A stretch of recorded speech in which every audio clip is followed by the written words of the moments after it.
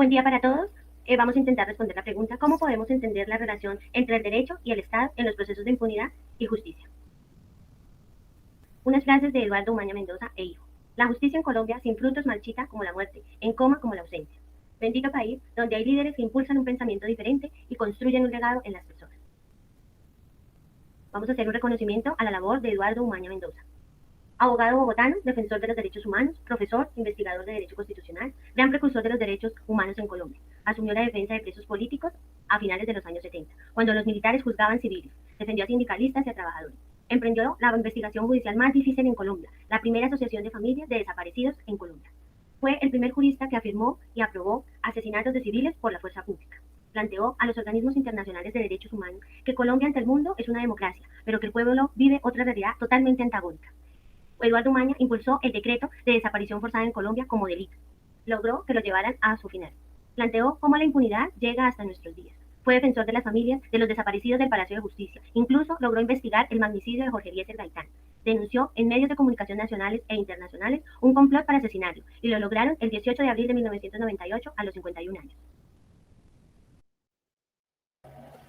En cuanto a las concepciones de algunos autores en relación a los crímenes de Estado, podemos abarcar, por ejemplo, a Foucault, quien menciona al Estado como un panóptico que se constituye al tiempo como individualizante y totalitario. Es decir, si se habla de Estado, se tendría que hablar también de opresión. En el caso de Feinstein, él menciona que el derecho, en cierto sentido, también es un instrumento de dominación. La existencia de víctimas de crímenes de Estado resalta esta idea. Y Dussel, el filósofo, nos menciona que la modernidad ha intentado justificar una praxis irracional de la violencia, es decir, no se nos haría raro que este tipo de acontecimientos se den en cualquier Estado. En cuanto a Rousseau, podemos analizar que todas estas situaciones irían en contra de lo que menciona Rousseau en el libro El contrato social, y que además estos fenómenos colisionan con la libertad, porque en cierto sentido se supone que se menciona que la persona debe sacrificar para poder ingresar al estado civil su propia libertad para pensar en la libertad común.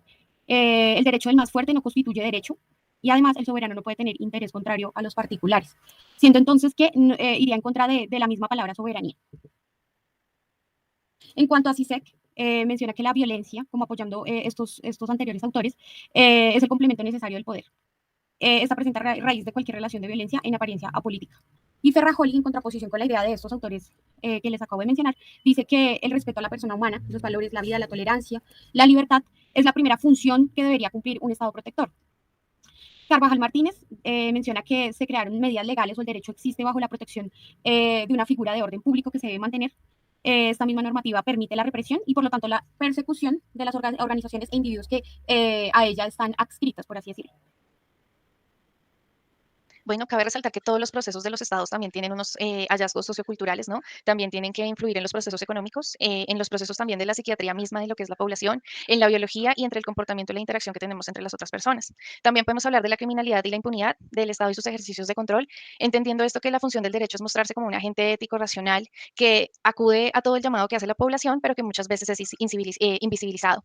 Hay que buscar que el Estado, hay que tener en cuenta que el Estado busca ejercicios de control y castigo, busca crear un temor generalizado en el que muchas veces se inhabilita todo el poder judicial, convirtiendo al Estado y al mismo gobierno en una lucha constante de poder. También señala que los seres humanos como enemigos de la sociedad dentro de un paradigma de discriminación aristotélica que hace relevancia a todas esas características que tiene cada ser humano para ser clasificado como bueno o malo. También se habla sobre el poder en la transformación histórica con características de impunidad cíclica. ¿A qué se refiere esto? A que independientemente del tiempo que pase, siempre estamos cayendo en los mismos errores, siempre en la misma revictimización. Lo vemos en Latinoamérica con Brasil, en los casos de genocidio, lo vemos en Colombia con las desapariciones forzadas que pasan a ser también con falsos positivos.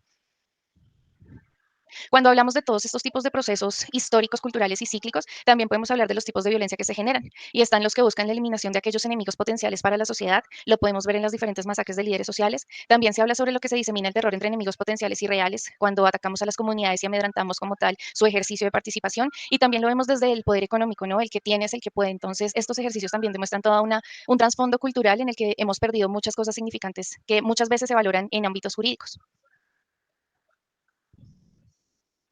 Compañerito.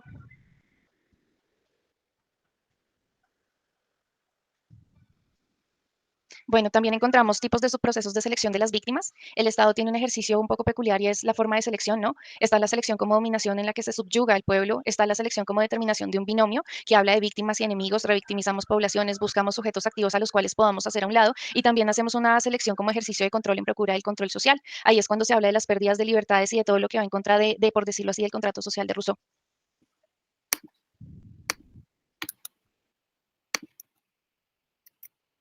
Bueno, dentro de los conceptos que maneja la pregunta, de la cual nos estamos basando, y dentro del contexto y los casos que Eduardo Mañán llevó, se puede decir que en el concepto de derecho, dentro de la sociedad colombiana, no se está aplicando.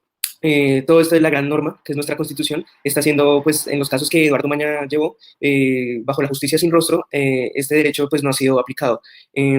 La justicia sin rostro, principalmente fue creada para juzgar a los narcos y a los grandes capos, pero en realidad se utilizó para juzgar a los trabajadores sindicales y a los subversivos. Esto para que no hubiera una justicia con debido proceso, con derecho a la defensa y dificultará todavía más el proceso de judicialización. Entonces, este se llamó el sistema de sometimiento, mediante el cual las personas que estaban pues, juzgadas, al no tener ninguna culpabilidad, se les aplicaba la máxima norma, la máxima pena, y pues estaban afrontando pues, cargos altísimos. Mientras que los criminales, los narcos, por ejemplo, que sí tenían herramientas como para reducir la pena, ya sea confesando droga, revelando personas, revelando lugares donde entierran personas, etcétera, etcétera, estos sí recibían las rebajas de pena. Esta es la contrariedad del sistema de sometimiento. Por lo segundo, el Estado, el cual se rige por normas opuestas a la realidad. Esto se ve mucho en una democracia donde en realidad el mismo Estado es el que, al dominar las fuerzas militares, atenta contra el pueblo, sobre todo con las personas que se le oponen al mismo, le dificultan y lo molestan en sí. Entonces utiliza las fuerzas militares como modo de censura, asesinato, tortura, para evitar cualquier subversión, por decirlo así.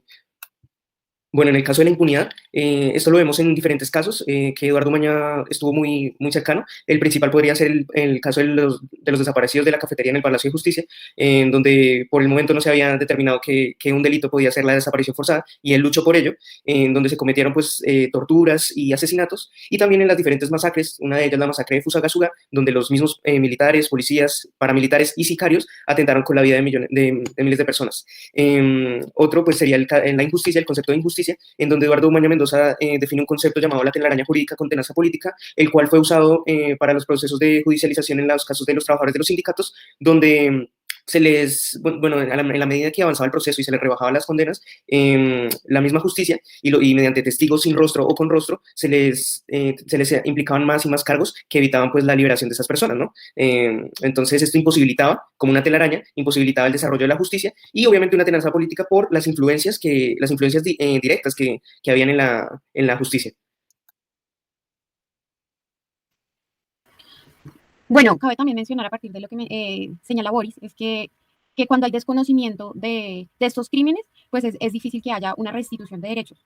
Entonces, dice este texto tomado de la problemática de la impunidad y su tratamiento en las Naciones Unidas, de Wilder Tyler, dice, cuando las víctimas y la sociedad no alcanzan a conocer la verdad sobre la extensión y las razones de los abusos que han sufrido, a diferencia de lo que acontece con los crímenes comunes, la violación de los derechos humanos presupone la presencia de funcionarios del Estado o de personas que actúan por su instigación o con su consentimiento. Es entonces mucho más difícil que los medios de comunicación conozcan y difundan los hechos y que estos sean registrados para la historia de la sociedad. El conocimiento de la verdad resulta fundamental para que la comunidad y los individuos cuyos derechos han sido vulnerados puedan restañar las heridas y prevenir situaciones similares a las sufridas, que era lo que pretendía también Umaña.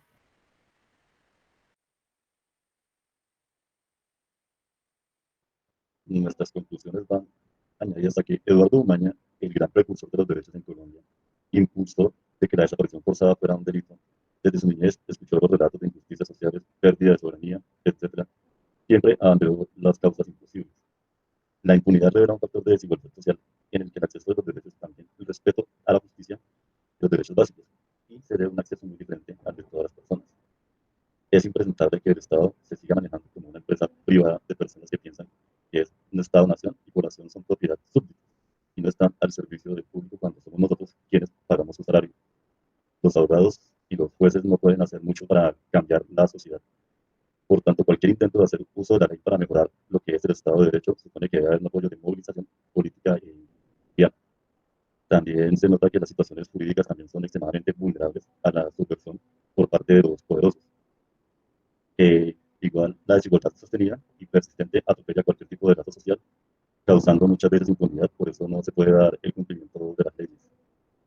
El artículo primero de la Constitución Política de Colombia tiene una parte puntual que habla de la democracia participativa, pluralista y fundada en el respeto de la dignidad humana. Pero entonces, como decía Carmen Lutfi, el derecho está para impartir orden y sin ese orden no hay estabilidad en la sociedad y no hay garantías de un Estado de derecho.